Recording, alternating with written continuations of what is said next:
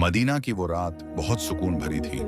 चांद अपनी नरम रोशनी बिखेर रहा था और हर तरफ सन्नाटा पसरा हुआ था। सिर्फ हवा की हल्की सरसराहट थी, लेकिन एक झोपड़ी से सिसकियों की आवाज सुनाई दे रही थी। वो कोई आम घर नहीं था, वो नबी पाक मोहम्मद का घर था। हुजूर सजदे में थे, उनकी आंखों से लगातार आंसू बह रहे थे, यहां तक कि जमीन उनके आंसुओं से भीग चुकी थी। कुछ देर बाद हजरत आयशा रजशी ने यह मंजर देखा।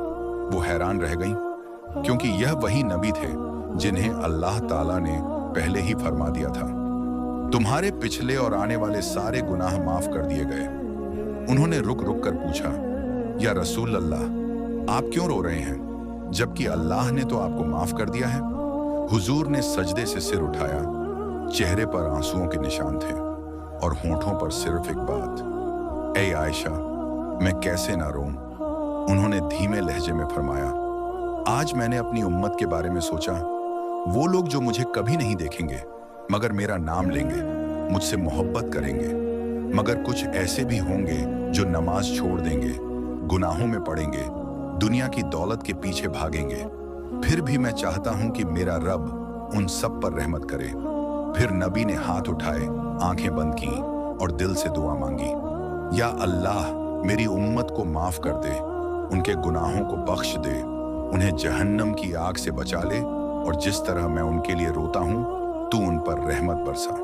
हुजूर की ये दुआ इतनी दिल से थी कि पूरा आसमान गूंज उठा, फरिश्ते झुक गए और रहमत की हवा बहने लगी। इतने में जिब्रील अलैहिस्सलाम नाजिल हुए।